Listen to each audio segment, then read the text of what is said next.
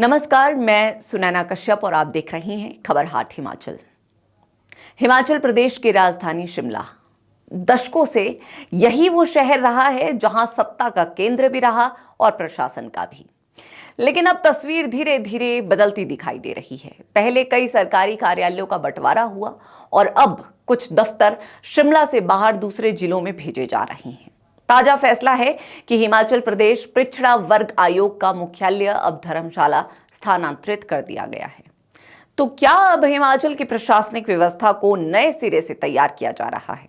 और अगर ऐसा है तो क्या आने वाले समय में और भी विभाग शिमला से बाहर जाएंगे? दरअसल हिमाचल का भूगोल ऐसा है कि पूरे प्रदेश का प्रशासन केवल शिमला से चलाना हमेशा आसान नहीं रहा। चंबा, कांगड़ा, ऊना, हमीरपुर या मंडी के लोगों को किसी छोटे से सरकारी काम के लिए भी कई बार सैकड़ों किलोमीटर का सफर तय करना पड़ता है।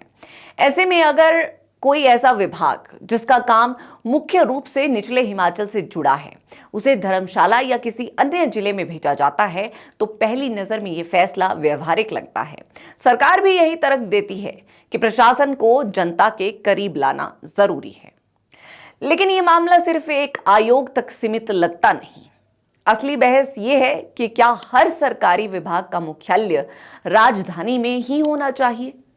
अगर बागवानी का सबसे बड़ा काम सोलन और आसपास के इलाकों में होता है, अगर कृषि अनुसंधान का केंद्र पालमपुर है, अगर शिक्षा बोर्ड धर्मशाला में है, अगर मंडी को सांस्कृतिक राजधानी माना जाता है, तो क्या इनसे जुड़े विभागों के मुख्यालय भी वही नहीं होने चाहिए?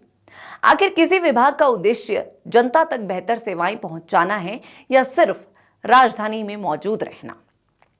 सवाल बड़े हैं। अगर इस सोच को आगे बढ़ाया जाए तो हिमाचल का पूरा प्रशासनिक ढांचा बदल सकता है।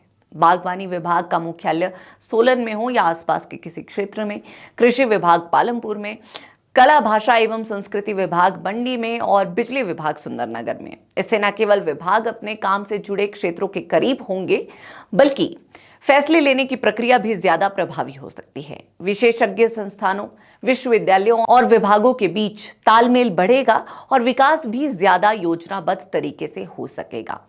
इस फैसले का एक आर्थिक पहलू भी है जिस पर शायद सबसे कम चर्चा होती है। प्रदेश के कई जिलों में करोड़ों रुपए की सरकारी इमारतें खाली पड़ी है। कहीं छात्र संख्या कम होने से बड़े बड़े स्कूल आधे खाली हैं, कहीं कॉलेजों में सीटें नहीं भर रही, तो दूसरी तरफ कई सरकारी कार्यालय आज भी किराए की इमारतों में चल रही हैं। सवाल उठता है कि जब सरकार के पास अपनी इमारतें मौजूद हैं तो उनका बेहतर इस्तेमाल क्यों नहीं किया जाता?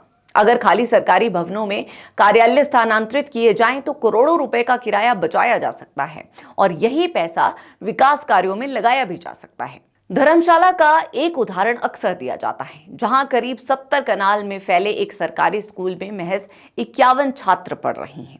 इतनी बड़ी सरकारी संपत्ति का उपयोग केवल इतने छात्रों तक सीमित रहना क्या सही है? अगर जरूरत के हिसाब से ऐसे परिसरों का पुनर्गठन किया जाए तो वहां किसी दूसरे सरकारी कार्यालय, प्रशिक्षण केंद्र या संस्थान को भी स्थापित किया जा सकता है। यही सोच पूरे प्रदेश में लागू हो सकती है, लेकिन इसके लिए राजनीतिक इच्छा शक्ति और लंबी योजना दोनों की जरूरत होगी। हालांकि हिमाचल में पुनर्गठन की बात नई नहीं है।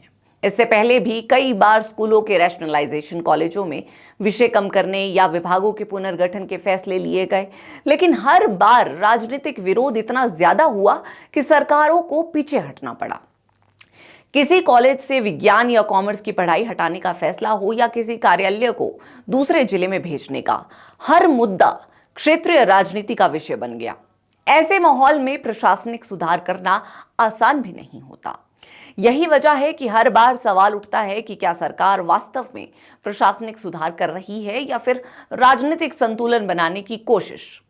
जब कोई विभाग किसी जिले में जाता है तो वहां के लोग इसे अपनी जीत मानते हैं और जहां से विभाग जाता है वहां इसे नुकसान के रूप में देखा जाता है। ऐसे में किसी भी सरकार के लिए संतुलन बनाना बेहद मुश्किल हो जाता है। लेकिन अगर फैसले को केवल राजनीति के चश्मे से देखा जाएगा तो फिर प्रशासनिक सुधार कभी पूरे नहीं हो पाएंगे। संभवतः आज जरूरत इस बात की है कि हिमाचल के हर बड़े शहर की एक अलग पहचान बनाई जाए। जैसे देश के कई राज्यों में अलग अलग शहर अलग अलग क्षेत्रों के लिए जाने जाते हैं, उसी तरह हिमाचल में भी शहरों को विषय आधारित पहचान दी जा सकती है। कोई शहर शिक्षा का केंद्र बने, कोई कृषि अनुसंधान का, कोई पर्यटन का, कोई संस्कृति का और कोई ऊर्जा क्षेत्र का। इससे विकास भी संतुलित होगा और रोजगार के नए अवसर भी पैदा होंगे। राजधानी पर भी अनावश्यक दबाव कम होगा और बाकी जिलों का महत्व भी बढ़ेगा। लेकिन इसके साथ सरकार को एक और बड़ी चुनौती का सामना करना होगा। केवल बोर्ड बदल देने या मुख्यालय घोषित कर देने से कुछ नहीं होगा। विभाग के साथ पूरा स्टाफ, आधुनिक सुविधाएं, डिजिटल व्यवस्था और निर्णय लेने की शक्तियां भी वहां जानी चाहिए। अगर मुख्यालय धर्मशाला में हो लेकिन फाइलें फिर भी शिमला में घूमती रहे तो ऐसे बदलाव का कोई अर्थ नहीं रह जाएगा। इसीलिए प्रशासनिक विकेंद्रीकरण केवल नाम का नहीं बल्कि काम का भी होना चाहिए।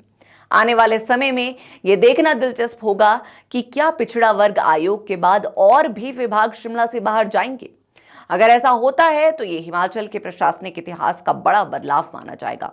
लेकिन अगर ये प्रक्रिया कुछ चुनिंदा कार्यालयों तक ही सीमित रह गई तो फिर इसे केवल एक सामान्य तबादला ही माना जाएगा। इसीलिए सरकार के अगले कदम इस पूरी बहस की दिशा तय करेंगे। अब सबसे बड़ा सवाल आपसे, क्या हर सरकारी विभाग का मुख्यालय शिमला में ही होना चाहिए या फिर समय की जरूरत को देखते हुए अलग अलग जिलों में विभागों का विकेंद्रीकरण होना चाहिए? क्या इससे जनता को बेहतर सुविधाएं मिलेगी या फिर इससे राजधानी की अहमियत कम होगी? अपनी राय कमेंट सेक्शन में जरूर बताइए।